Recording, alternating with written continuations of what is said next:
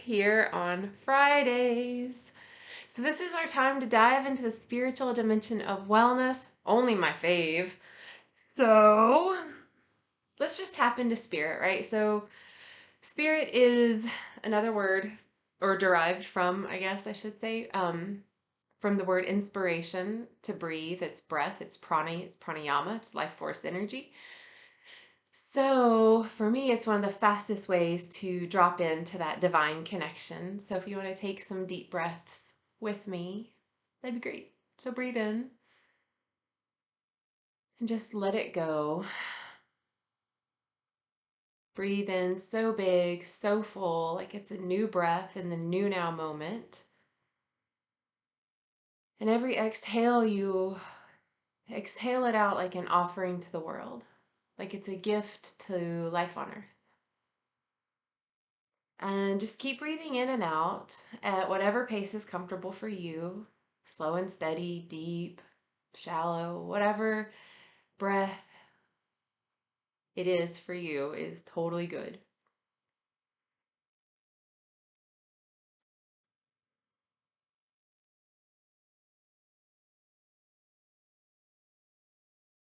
Thanks. So hopefully you're doing well and grooving on this portal of energy that we're in from one eclipse to another, and a lot of cosmic activity happening.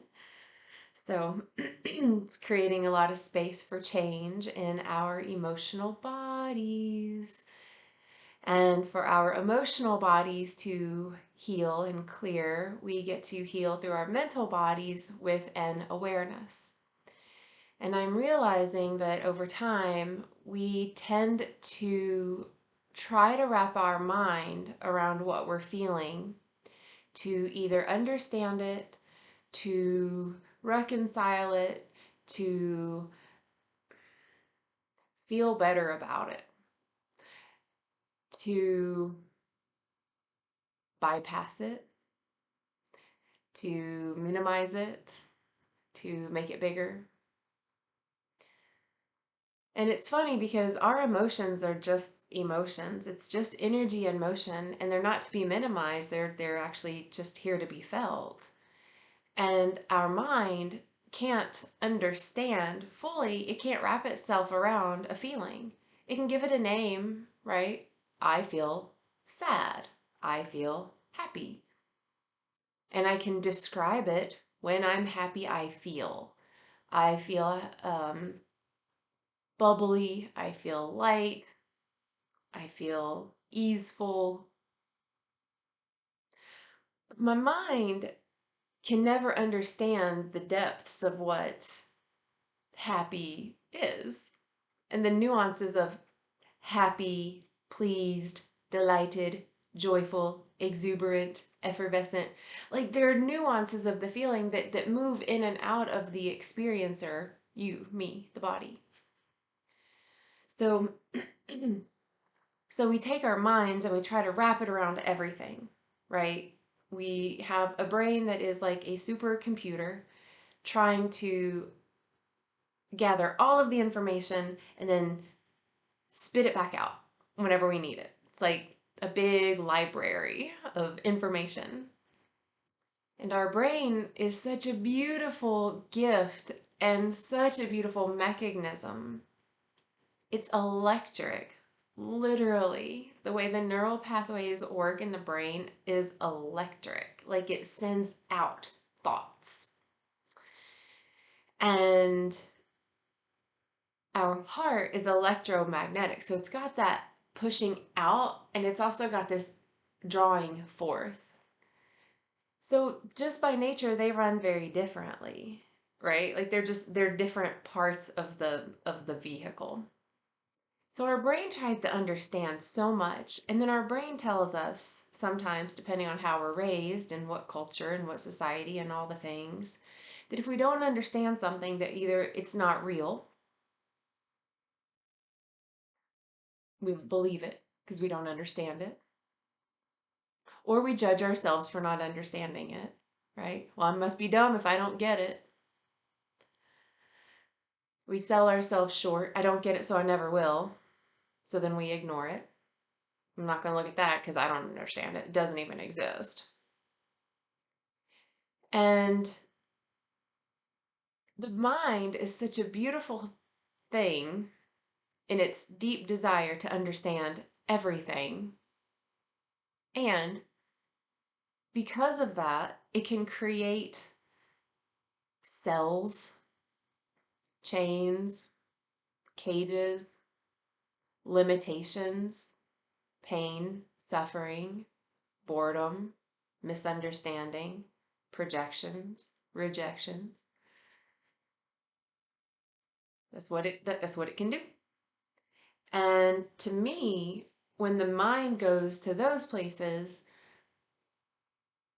then I tend to feel stifled. If I'm feeling a feeling, say I'm feeling frustrated, and my mind either doesn't know why, and so then I don't have a valid reason to feel frustration, so I just shove it down or maybe go get a drink or, whatever. I don't drink anymore. Um, or say I'm feeling frustrated and my mind gives me a million reasons why I should feel that way. Well, look at what happened to you, and look who did this, and because you dropped that, and because you didn't do this well enough, and this is why you suck, and this is why you should feel frustrated, right? So sometimes our mind will go to the way other end of the pendulum and tell us all the reasons why what we're feeling is real, and it makes the feeling more.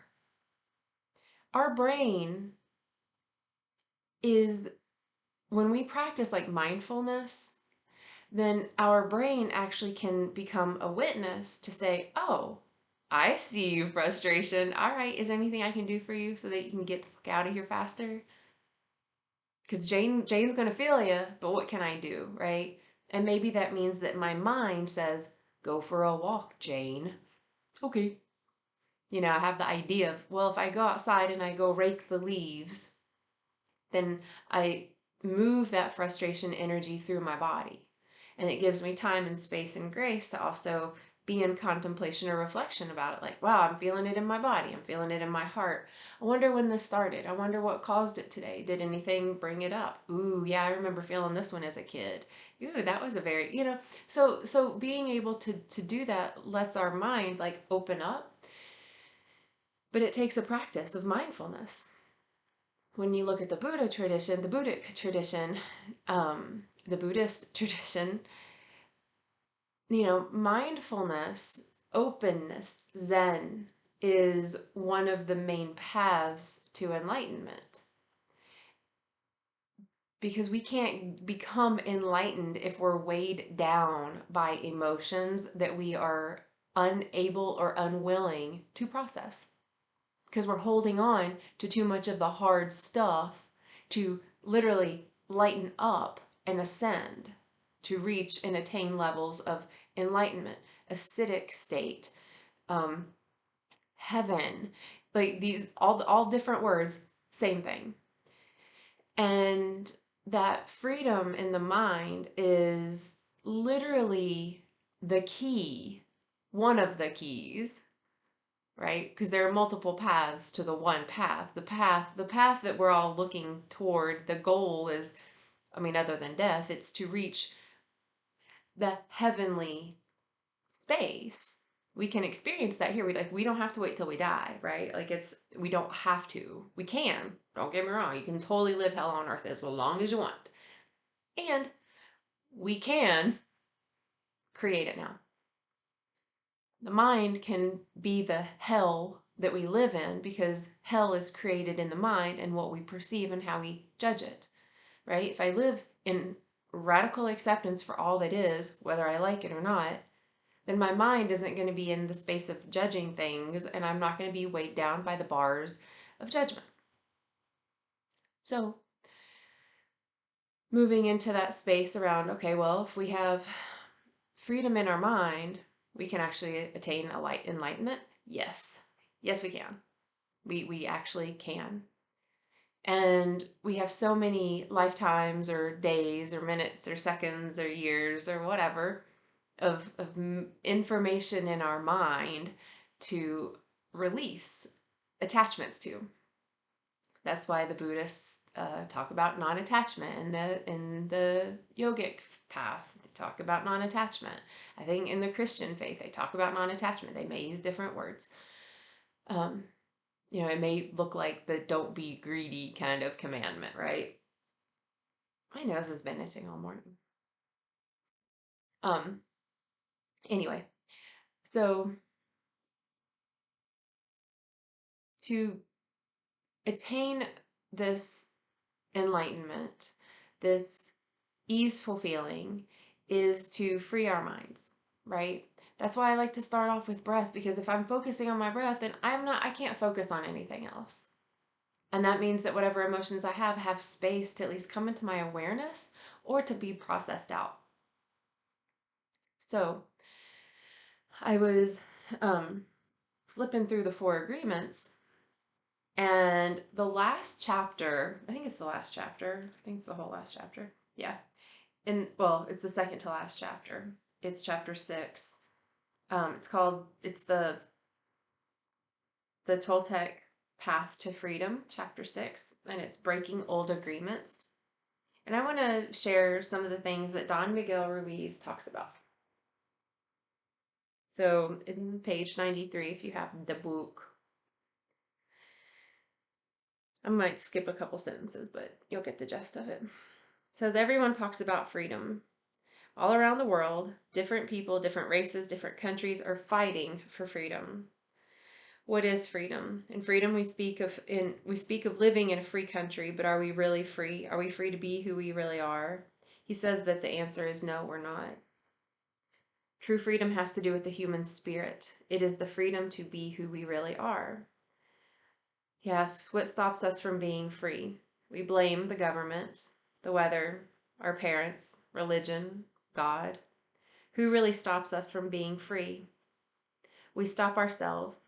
What did it mean to be free? Sometimes we get married and we say that we lose our freedom. We get divorced and we're still not free.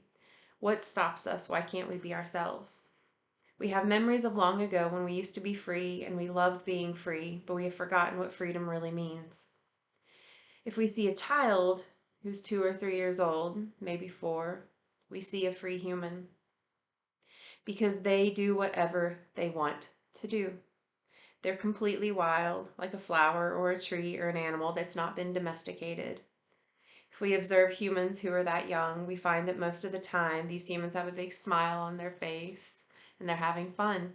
They're exploring, they're not afraid to play. They are afraid when they're hurt, when they're hungry, and when their needs are not met, but they don't worry about the past, they don't care about the future, and they only live in the present moment. I'm going to read that one again. When kids are afraid, they're afraid when they're hurt, when they're hungry, and when their needs are not met. But they don't worry about the past. They don't care about the future. They only live in the present moment. When we live in the present moment, that means that our mind isn't going to the past and thinking about what did happen, what I should have done, where can I go back there so I can feel regret now. The mind is what takes us to the future. Well, my God, what do I need to do? Am I going to be good enough? How am I going to do that? It's only when we're fully present can we be free, and to be fully present means we get to feel what we're going to feel in the now moment, and it's always changing. That's the wildness of life, right? It's always changing. Let's see. He talked about judgment, victims, when we are no longer free because the judge that we are or the victim that we are and the belief systems don't allow us to be who we really are. Once our minds have been programmed with all that garbage, we're no longer happy. The chain of training from human to human, generation to generation, is perfectly normal in human society. You don't need to blame your parents for teaching you to be like them. What else could they teach you but what they know? They did the best they could, and if they abused you, it was due to their own domestication, their own fears, their own beliefs. They had no control over the programming they received, so they couldn't have behaved any differently. There's no need to blame your parents or anyone who abused you in your life, including yourself. But it's time to stop the abuse. It's time to free yourself from the tyranny of the judge by changing the foundation of your own agreements. It's time to be free from the role of victim. I think oftentimes our mind, because it doesn't know how to understand and wrap itself around a feeling and an emotion, it tends to blame others. And when we blame someone for anything, then we automatically become the victim. So we become the judge and the victim at the same time, which takes us out of unconditional love and radical acceptance, 100%. Like, why do we do that? Because when we're out of love and we're out of acceptance, then our mind is running the show. Because love and acceptance is from the heart. And we've learned that our mind can't run the show.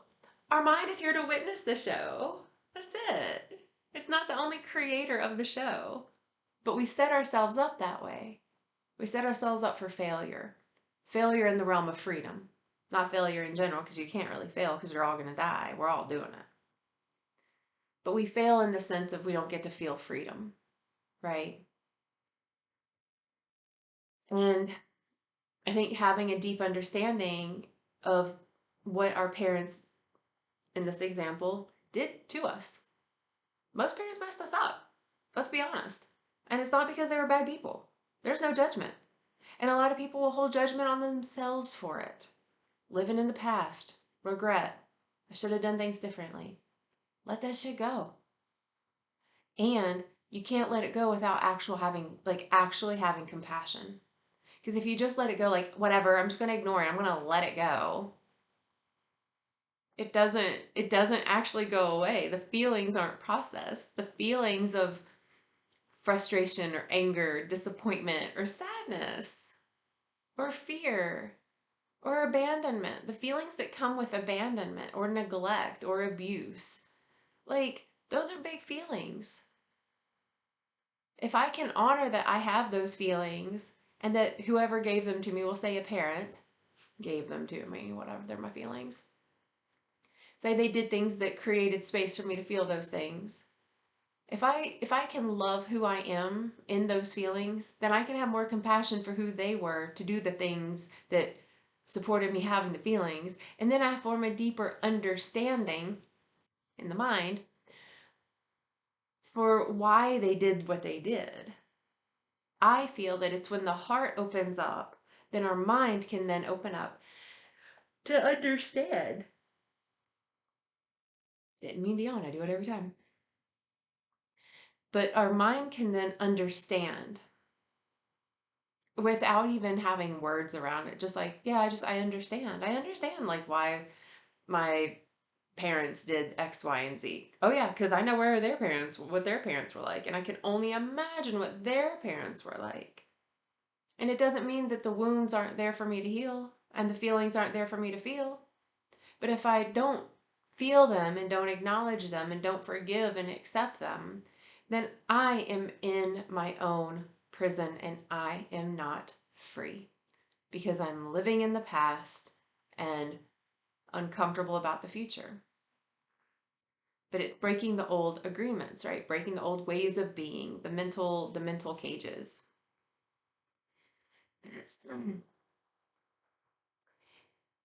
He says, he continues on about the child that plays, they don't worry about the future and they don't care about the past. And says, but there's something that changes all of that that's in the child. And he says, we call them responsibilities. The judge says, wait a second, you're responsible. You have things to do. You have to work. You have to go to school. You have to earn a living. All the responsibilities come to mind.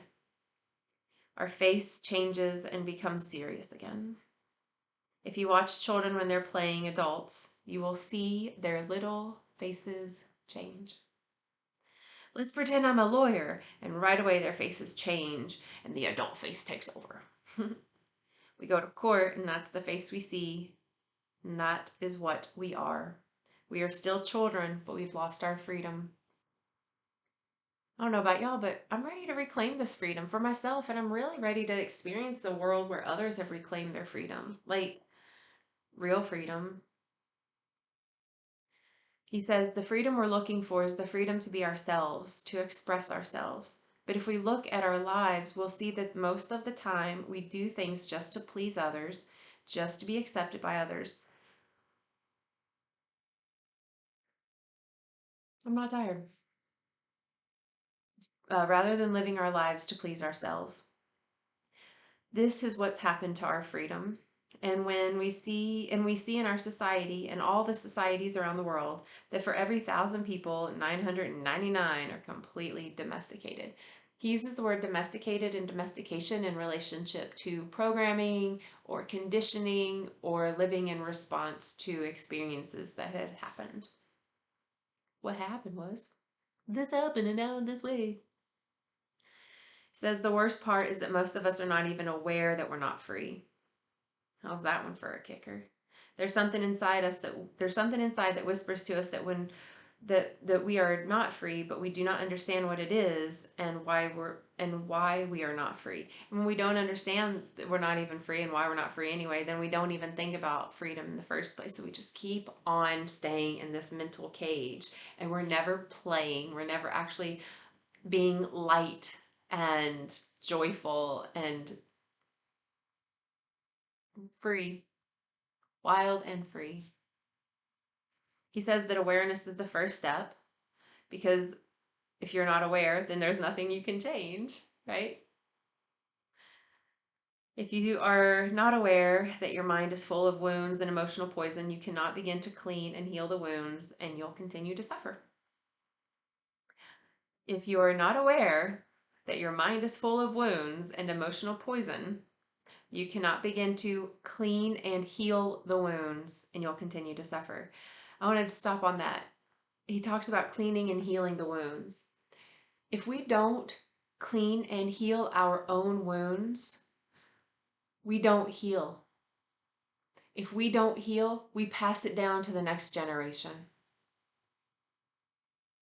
Period. It always happens.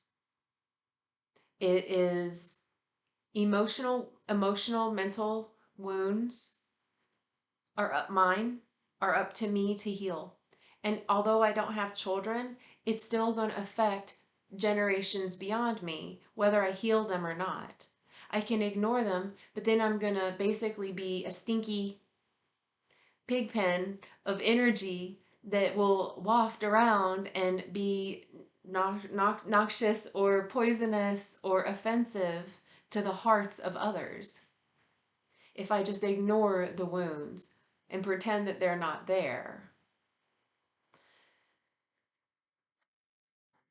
If I don't heal them, if I don't heal these wounds, clean them and heal them, then I project to others, right? If I don't heal the wounds, then what I say is distorted because it's not coming from a healed, whole place. I mean, we're already whole, but sometimes we just don't express it and show up that way.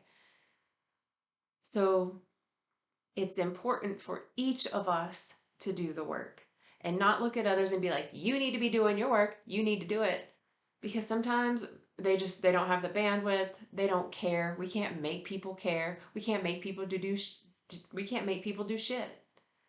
So then what I find myself doing is I do a lot of work for others through me because I know that there's no separation. So if someone's out there and they're being harmful to themselves, they're not taking care of themselves. They're ignoring their wounds. And I see them bleeding all over the place. I see them projecting out. I see them hurting. I see them hermiting. I see it. I can't make them do it. But what I can do is look deeper within myself and say, well, what parts of me are ready to be seen so I can help the hermit in the world? How can I be more mindful of what I project out? How can I take better care of myself? That's how we heal the world, is through ourselves. So it's so important to heal, clean and heal these wounds. So cleaning the wound and healing it starts with acknowledgement, recognizing that, yeah, duh, I got wounds. Part of the cleaning of it is releasing any of the dirt and debris of judgment, of why the wound got there, who gave it to you, why you didn't take care of it sooner, why you did it to yourself in the first place. And then the healing of it is with compassion, with kindness, with acceptance, with love, with nurturing, with nourishment, with play. That would be the equivalent to like rehab, physical rehab, you know, learning new ways to use the area that was wounded. So that would be like tools to get us through, tools to navigate when we get triggered or get upset or want to drink again or whatever, fall into those unhealthy patterns. But we're here to clean and heal these wounds, and we can't do that if we are so unaware of them and we only see others. And we're seeing wounds in others if we see people fighting, right? Like if we see anyone fighting, slinging mud, we're like in election season. So like people are like, that person sucks and this is how bad they suck, so vote for me. Nobody's standing on the platform saying like, hey, vote for me because I actually care about X, Y, and Z.